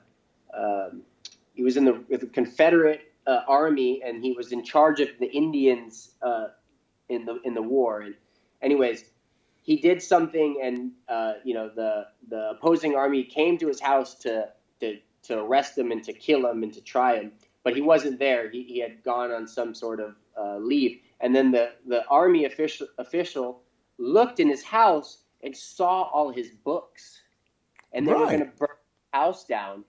And the army official said, "No, you cannot burn this guy's house down. This guy is a really smart person. Look at all his books and look at the types of books that he's reading." And then they actually spared his house and spared all his books and spared his life, just simply because he had all his books. Wow. I mean, it's just kind of, it's fascinating that, with modern technology, there's almost a reluctance to read because, Google and YouTube cover most bases for most people. There's a whole, catalogue of information, though, that will never make it onto those platforms because it's in books. Well, also, it's not that enjoyable to read on these platforms. There's something super sensual and seductive about picking up a book and touching it and feeling it and being able to draw it or highlight or, it's even just the energy of the book, especially if you start I'm not talking about reading Harry Potter books, or that's okay too if you're into it, but if you start reading books that actually are growing and expanding you, and the person who wrote it has an energy. So for instance, if you read How to Win Friends and Influence People by Dale Carnegie, that book is infused with Dale Carnegie's energy and his thoughts. Those came in from him, from the divine or from some source, and out onto paper and then into this book, and then you are holding this book. You're essentially holding his brain, his mind, his intelligence. Yeah, absolutely. Absolutely. I like when you say, yeah, absolutely. It reminds me of the good old days. I mean, it's just, sometimes you just want to slap yourself in the face because we're so unaware of what we could have been doing. Well, that's it. That's what Osho says. He says, once you become aware, you can do no harm. And you can't. It's Awareness self-awareness. is to everything. It's like if you want to. Okay, let me ask you a question. Sure. When you played football, when you had the best game of the day or of the weekend or whatever it was, what was the key ingredient that allowed you to see and feel and understand everything that was going on in the situation, so that you could create the outcome that you envisioned in your mind? Just awareness of what was going on. Ask every professional paintball player why Yeah. they're good, and if they have awareness, they'll say awareness. Most of them might say, "Oh, I'm a good snap shooter. I'm a good whatever." Yeah. The truth is, the good player is the guy who has the good awareness, is the knower of the field. And so why not take that awareness out into your everyday life? Amen. Why? I love it. I love it. Ollie, I can't thank you enough for spending time with us, discussing anything and everything. This is actually, if you really break it down, this is nourishment. Yeah, like friends talking about uplifting, evolving things to benefit each other's lives. And then now we also got the opportunity to put this onto some sort of channel, and maybe a couple people listen to it, maybe 1 million people listen to it, maybe one person gets one thing from it. That's all that matters. In fact, even if I got one thing from it or you got one thing from it, it's a success. And that's what friendship is. That's what life's all about. And that's why we're here, to help each other. And so moving away from, this is, again, to go back to my retirement, I moved away from competition when I retired. And it was extremely uplifting to no longer have to compete with anybody. And now I can live in a space of creativity. Now I can create with everybody, and I can assist everybody, and everybody can assist me. And if we can all get on that same train and we have the awareness, man, we could have a pretty amazing society and civilization. Couldn't we just? Yeah. In terms of if anybody does listen to this and they think, hey, that Ollie guy's pretty cool, I'd like to kind of pick his brains further, is that an avenue that's open to people? Or do you actually no longer set up fully to take that on? But in the future, I actually am in the process, and I've been in the process of it, and it's actually already finished, but I've built something that's pretty cool. Well, two things, actually, I want to say. Sure. I built an online course for paintball players to understand the in-depth understanding of practice. Yeah, like it's couldn't be more basic, but extremely in-depth. Sure. So when I left, I said, well, what does this sport need? What can I give this sport? Right? And I said, okay, I can give this sport my information on the sport. But now everybody teaches you how to snap shoot and run and shoot and blah, blah, blah, blah, blah. Mm-hmm. I'm like, well, what can I give them that nobody else has given them? And I said, okay, well, everybody needs to learn how to practice, because I told you practice is the deal. And so I built an online course to teach people how to practice. And I'm actually pretty disappointed with the paintball community, because nobody's gone and gotten it. I even gave it away at first, and then I realized that giving it away was an error because nobody appreciated it. Right. So I charged for it $20, nothing. It cost me $5,000 to build, and I think I've made maybe like $600 from it. And I'm like, man, I just realized that maybe people don't really want to learn and grow. Maybe they just want to look at Ryan Greenspan and all these guys doing it, But if you really want to do it, you can go and buy the Dynamics of Practice. And I'm also in the middle of building what I believe is a like kind of a self-awakening inspiration journey, and it's 8 weeks, and it's you get a drip email every week. Okay. And you go through a process of pretty much self-practice, not paintball related. Right. And it's awareness, it's breathing techniques, it's like vulnerability, it's journaling, it's daily practices with other people, conversations, how to act, how to do these different things. Now it's not perfected yet, but it should be soon. But that's something that I'm willing to offer, and then offer people who go through the program. If they're interested, then we can talk further. Because I like it. it's the same thing, like, people show up at Camp Pendleton and say, "Oh, I want to be on Dynasty," but then they never want to practice. I'm into the kid, I'm into the guy, I'm into the people who want to practice and who want to grow. And I'm not even saying necessarily in paintball, I'm saying in life. If you show me a genuine, honest interest, in life, I'll be there for you. Like, I look at my Instagram when people message me. Some of it's very non-important, and you don't get a reply. If it's something that's really important and something that I can help you with, I'm more than happy to reply. But it's not like, "Hey, can I get a jersey? Can I have a gun? Do you have any more guns? I need to buy one. I'll buy one." It's like, no, those don't exist anymore. They're collector's items now. But I can help you with a question about life if you're curious about that. So if anything, that's probably the best way to contact me, on Instagram, because everybody's on Instagram these days. Well, what I'll do is in the description for this piece, I'll make sure that all the relative links to the dynamics of practice, and everything else that you've got going on is featured, so people can instantly just look in the description and find the resources. This is the I guess what we call the capitalizing on the situation. Absolutely. Well, providing that information and so making it easy. Your main focus is what, Nikki? So growing paintball is my main focus, is my sole focus professionally.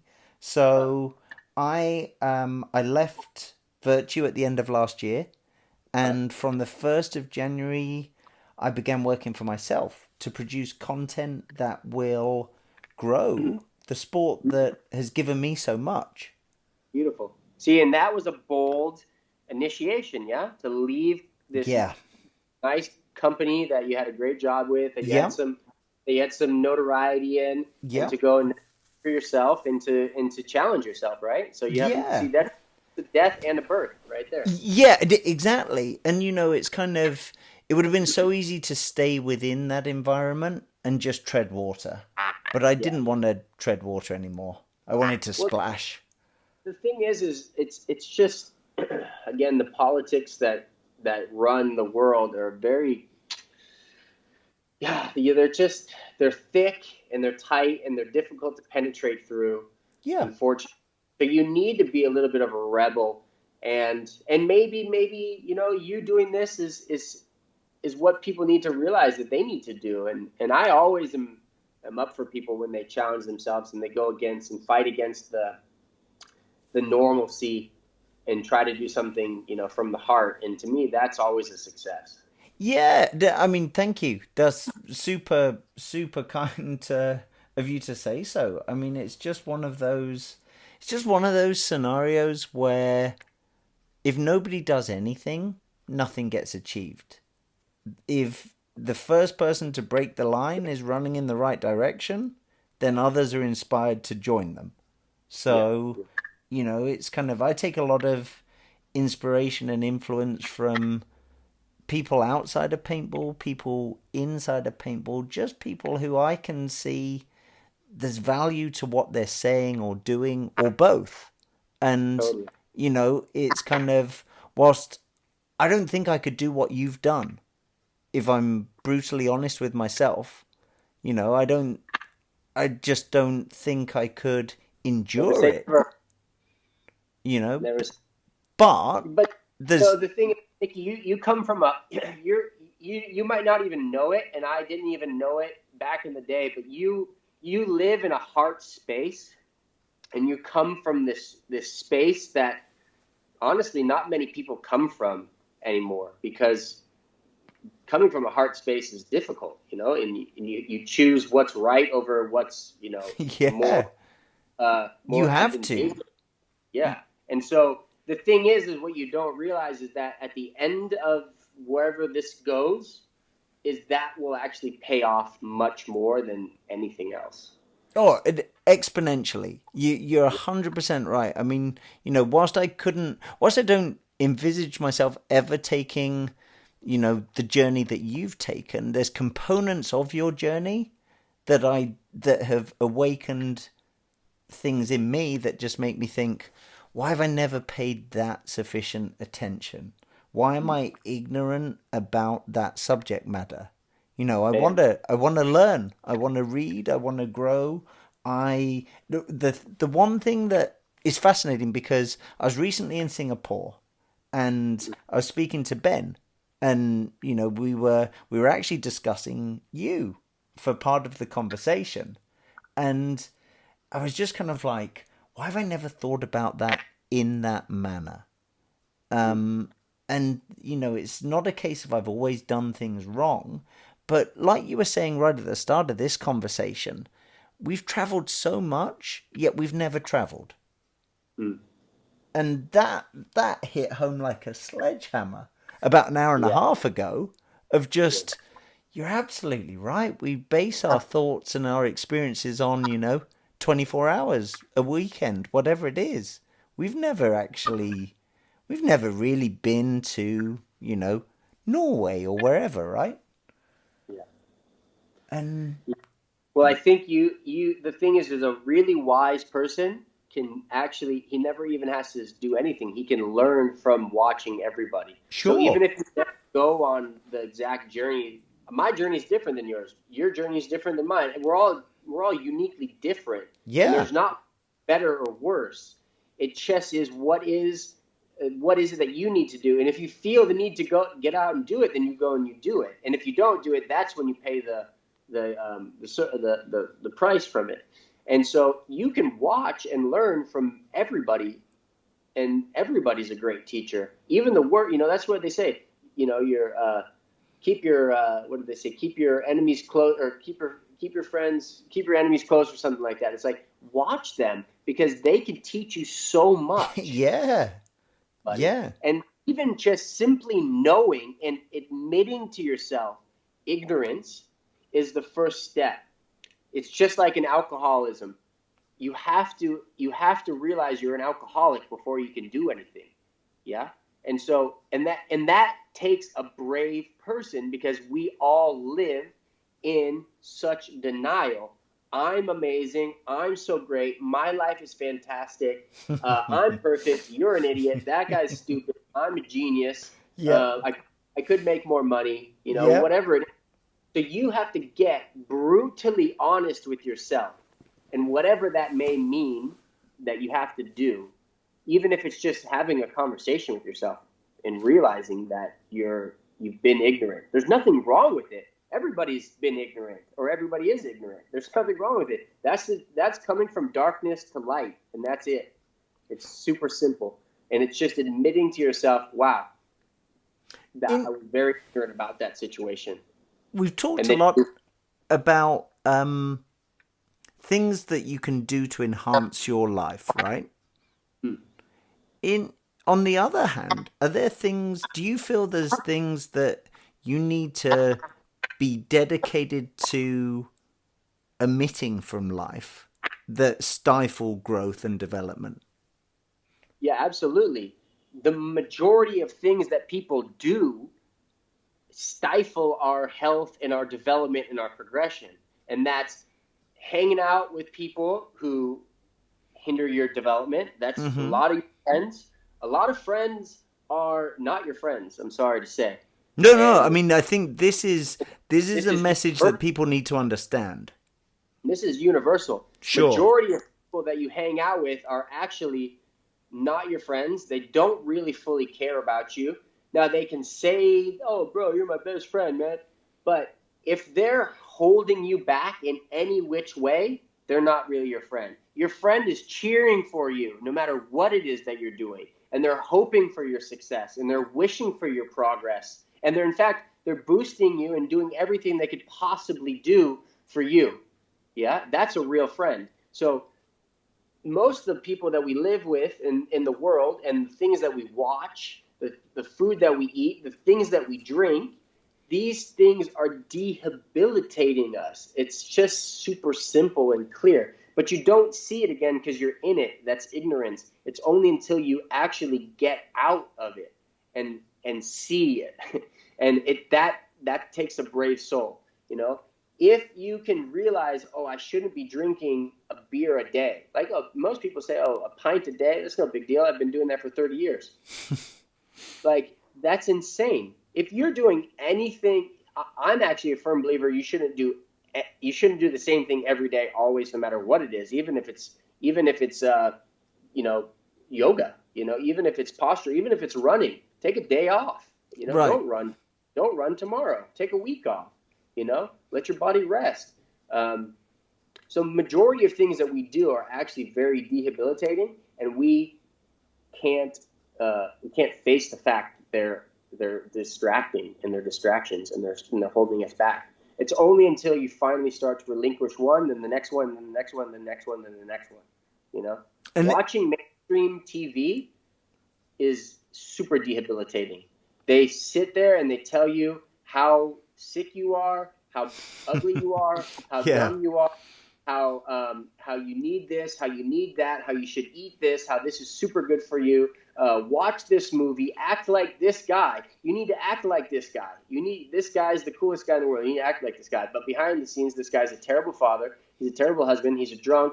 He's abusive, and he's a pedophile. You know. But we put him up on the stage like he's the highest, most holy person in the world. So you have to reframe and restructure everything that you see and everything that you do. Otherwise, guess what? You're stuck in a rut. You're stuck in a trap, and you don't even know it. Absolutely. I need to find myself a float tank.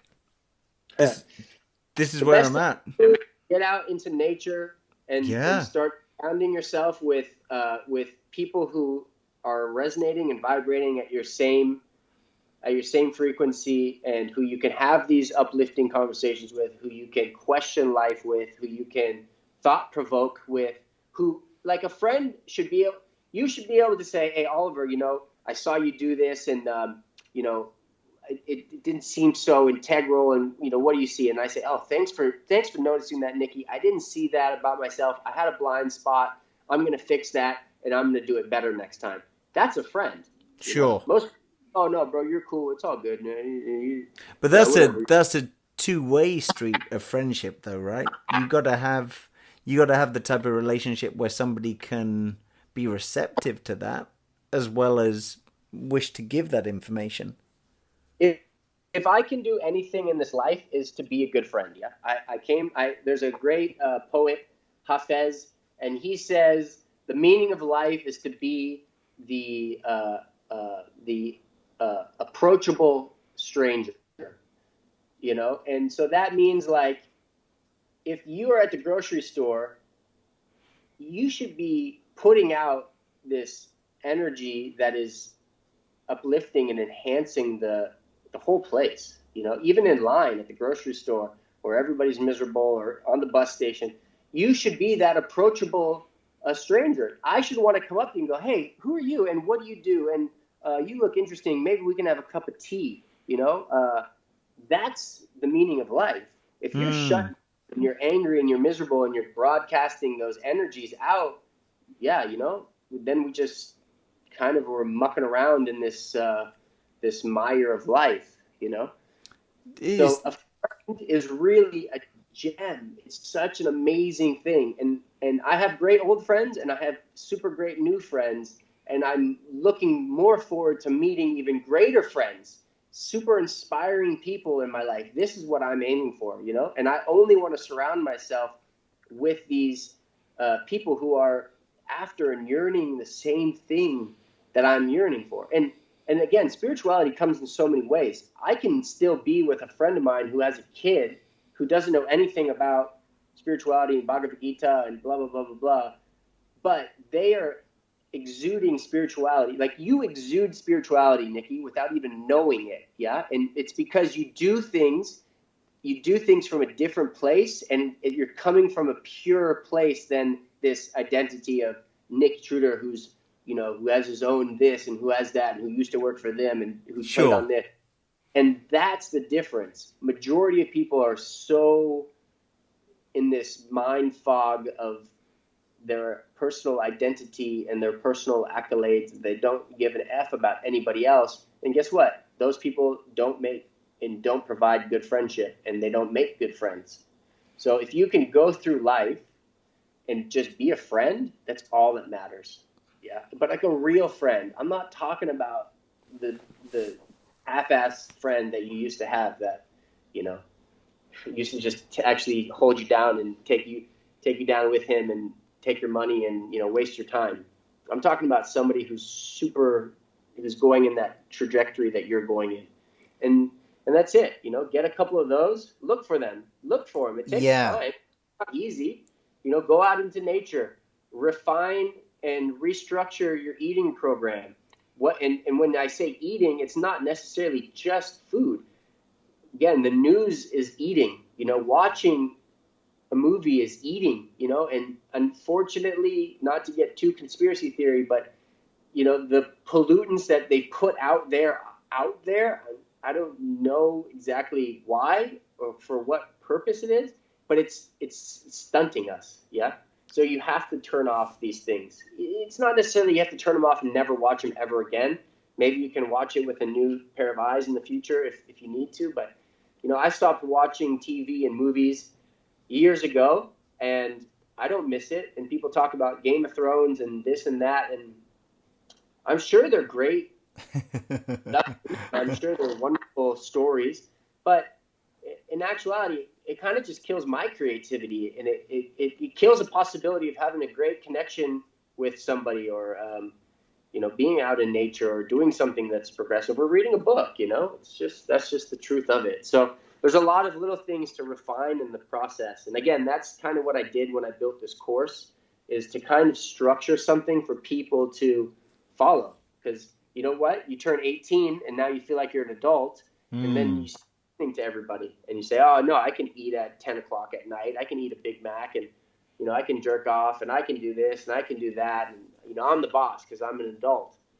And you get just loose when you do that. It just goes too far, too long, and next thing you know, you're super overweight, you're unhealthy, you don't have a sex drive, you don't have a wife, or you have a wife and you're not happy with her, or whatever the situation may be. So you got to nip it in the bud. I think it's a very positive message that a lot of people will be able to relate to on a lot of different levels. You're right, there is so much pollution in terms of negative information, negative mindsets, etc., that it's time to start, turning the tide, so to speak. Well, why are we all here? I really like to think about, why are we connected? Why did I play paintball? Why did I meet you? Why are we having a conversation? Why is the person who likes me, or who likes you, or who just stumbled upon this by accident? Why that happen? Like, the only thing I can circumvent back to is that we need to inspire each other, and we need to create awareness, and we need to uplift each other. That's the only thing I can think of, because winning 50 tournaments, that's not it. When you're doing anything to those levels, I realize that's I don't think that's why I came here to do. That's what I came here to do. I came here to actually work on another level of inspiration, and so I don't know. Again, like you said, you don't know what's in for me. I don't know what's in for me. I feel something's coming, whatever that may be. Hopefully it's in the next couple of years, and it's a good message to share, and it's I have maybe I figured out a platform, and I don't know exactly what it'll be, but that's kind of what I'm feeling I needed to do. And that's why a big part of me stepping away from paintball allowed me to have that realization, and I realized that it's bigger than me. It's bigger than my little paintball world, and it needs to happen. And you know, I have a great group of people who are inspired by me through paintball, and maybe I can segue those people into, you know, seeking higher information in life to have a more well-lived life, well-rounded, wholesome, genuine, authentic, life-filled purpose. Yeah. Well, whenever you need a platform to get a message out, you just let me know, because it's an open door for you. Well, I really appreciate what you're doing, and I really hope that, you know, message to the paintball community, like, I hope people recognize you and recognize what you're doing, and even just taking the time to speak to me. I hope people, you know, I think people get, it's such a sticky industry. Every industry is. It's like people take things for granted really quickly, really easily, and I just hope that people can listen to you, can listen to this, can listen, see you, see me, and they can start being genuine and doing things from a heart space that is, you know, what needs to be done. And I hope they can appreciate it and not be too spoiled. Yeah, I mean, that's really exactly. Don't take things for granted. Appreciate everything, the good and the bad. And you know, this isn't a sprint. This life is, you know, the most enjoyable kind of journey, without wanting to be too stereotypical. You know, there are times where you have to sprint. There are times where you can walk. There's times when you can moonwalk. You know, it's diversity is key for me. Well, I'm super glad we had this conversation. Did you ever find that quote? I didn't. It was I didn't. Let me I stopped looking, if I'm honest, because dun dun dun. Here we go. Oh no, that wasn't the one I was looking for. I'll find it and get it to you, because I'm certain you'll enjoy it. Perfect, mate. Well, I'm ready to go get a little dinner and head to bed. So much love and gratitude for giving me this platform to share. And hope everybody who's listening is blessed and happy and healthy. And hopefully we can connect on a higher platform another day. I found that quote just as we finish. But belief in oneself is incredibly infectious. It generates momentum, the collective force of which far outweighs any kernel of self-doubt that may creep in. There we go. I love it. It's so true, too. Done. Ollie, thank you so much for your time. Go and have a wonderful dinner. And I look forward to reconnecting at some point in the future. Okay, my friend, and many blessings to you and to your family. And I'm always here for you. Appreciate it, and appreciate you. Thank you, Ollie.